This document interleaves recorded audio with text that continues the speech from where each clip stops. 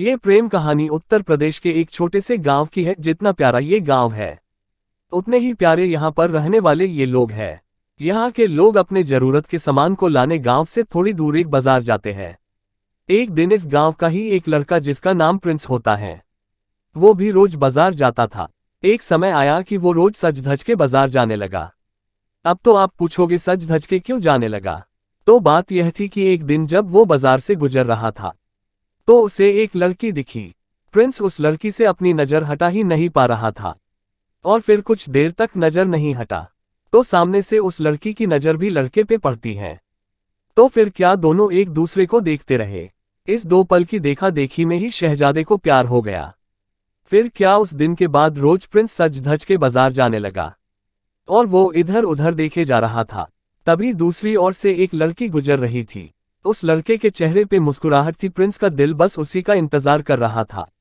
वो लड़की अपने मम्मी के साथ आती थी, हाथ में थैली थी, जिसे देख के लग रहा था कि वो भी सामान लेने आई है। वो लड़का उसे बस देखे जा रहा था। कुछ देर में वो चली जाती है।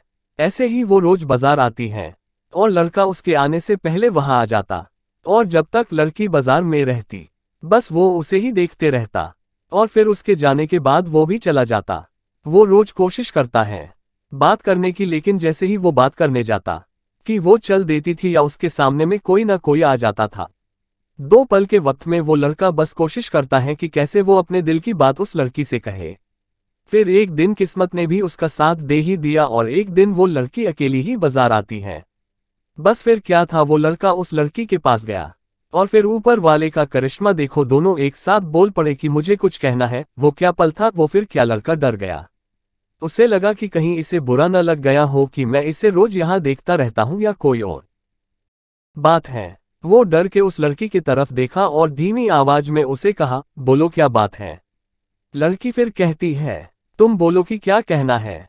लड़का डर रहा था कुछ कहने से, अब उसने उससे पहले ही कह दिया कि तुम बोलो। फिर अचानक से दोनों एक साथ ही अपने अपने दिल की बात बोल देते हैं।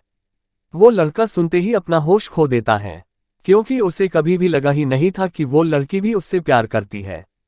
कुदरत का खेल तो देखो, वो लड़की भी रोज इसलिए आती थी कि रोज वो उस लड़के को देख सके।